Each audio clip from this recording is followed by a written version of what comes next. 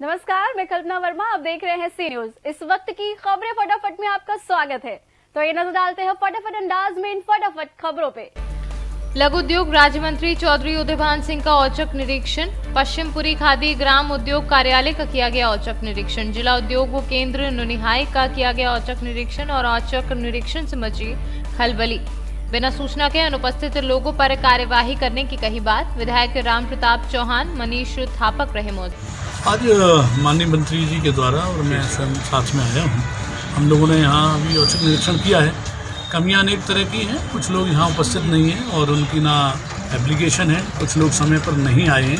जब उनको पता पड़ गया कि यहाँ पर मंत्री जी हैं, उसके बाद कुछ लोग आए हैं और स्वच्छता से संबंधित भी है कुछ बातें। वो सारी अभी जॉइंट कमिश्नर आएंगे, उनको ही बताया गया है। तो जैसा बताया कि ये बहुत ही महत्वपूर्ण जिला उद्योग का जो कार्यालय, बड़ा महत्वपूर्ण कार्यालय है।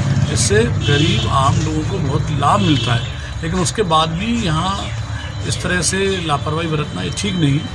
लेकिन अभी उनको बताया, मंत्री जी ने भी निर्देशित किया है कि इसको जो कमियाँ उसको सुधारें और जो आवश्यक कार्रवाई होगी वो होगी। रहे मौजूद। आगरा से सीनू संवाददाता अनुज उपाध्याय की रिपोर्ट। एटा पुलिस को मिली बड़ी सफलता। थाना पिलवा पुलिस द्वारा पंजाब से ट्रक में छुपाकर तस्करी को ले जाई जा रही 950 पेटी गौ प्रांतीय अवैध देशी शराब कीमत करीब 30 लाख रुपए तथा फर्जी नंबर सहित 2 शराब तस्करों को किया गिरफ्तार। पुलिस ने जो है कुछ शराब पकड़ी है, उनकी मात्रा कितनी है और वो बाजार में उसकी कीमत क्या है? थाना पिलुआ एटा पुलिस द्वारा आज बीती रात चेकिंग के दौरान जीटी रोड पे एक 12 टायरा ट्रक में 2 व्यक्तियों को पकड़ा गया। ट्रक की तलाशी ली गई तो उसमें 950 पेटी अवैध शराब जो स्मगलिंग के लिए पंजाब से इधर कानपुर देहात मोगनीपुर ले जाई जा रही थी, बरामद हुई है। पूछताछ पे इन आरोपियों ने कुछ अपने अन्य साथियों के भी नाम बताए हैं। अंतर्राष्ट्रीय बाजार में या यहाँ इसकी कीमत, अनुमानित कीमत लगभग 20 लाख से अधिक की बताई गई है। इन आरोपियों से सघन पूछताछ की जा रही है और इनको नियमानुसार विधिक कार्रवाई कर न्यायालय के समक्ष पेश करके जेल भेजा जा रहा है। एटा से सीनू संवाददाता राघवेंद्र अग्रिया की रिपोर्ट।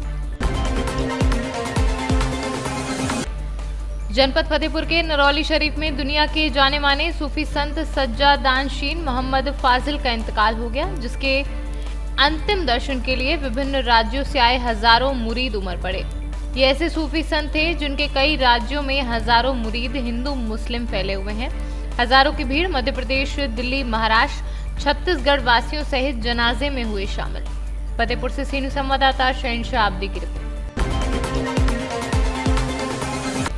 जनपद फतेहपुर के बहेरा सादात में 13 रजब पर रसूल अल्लाह के दामाद हजरत अली के यौमे पैदाइश पर हुआ जश्न विलादत, जिसमें मौला अली की पैदाइश पर मस्जिद को सजाया गया और महफिल कराई गई। इस महफिल की निजामत अम्बेडकर नगर के मौलाना अजीम रिजवी ने की और शायर इमरान दांदूपुरी, आरिफ बांदा, शबी करारवी, तालिब हुसैन कानपुरी, शबाब कानपुरी, हुसैन वारसी, मंझनपुर, तस्लीम दांडूपुरी ने बेहतरीन कलाम पेश कर मौला अली को मुबारकबाद पेश की।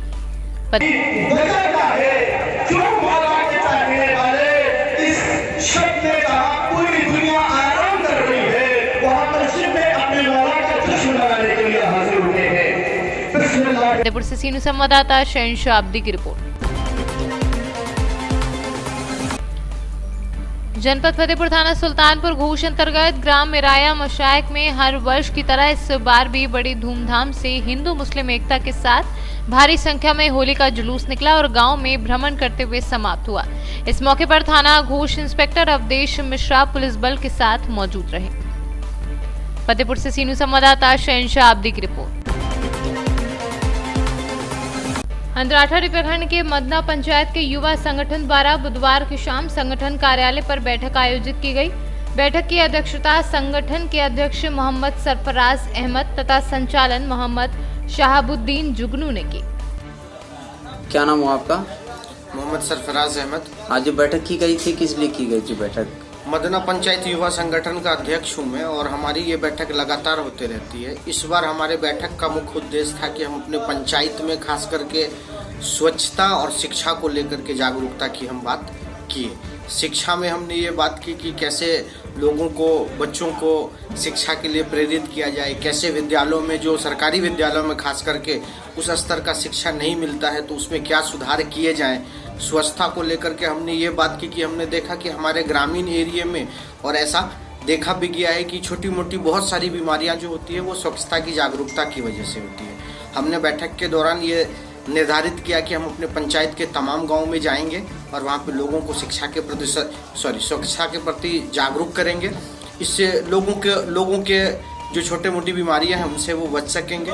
मीटिंग के दौरान हमने कोरोना वायरस का जो अभी भय चल रहा है पूरे देश ही नहीं पूरे दुनिया में, उस पर भी लोगों को बताया कि इनसे ज़्यादा भयभीत होने की ज़रूरत नहीं है। जो इनिशियल लेवल पे सावधानियां हैं वो सावधानियां बरतें। युवाओं से हमने आह्वान किया कि आप मदना पंचायत युवा संगठन से जुड़ें और हमारा जो मकसद है जनहित, जागरूकता और जन कल्याण, उसमें हमारा सहयोग करें। खास करके हमने अभी 7 निश्चय योजना जो चल रही है उस पर युवाओं को कहा कि उस पर नजरें रखें ताकि कहीं पे अनियमितता ना बढ़ती जाए।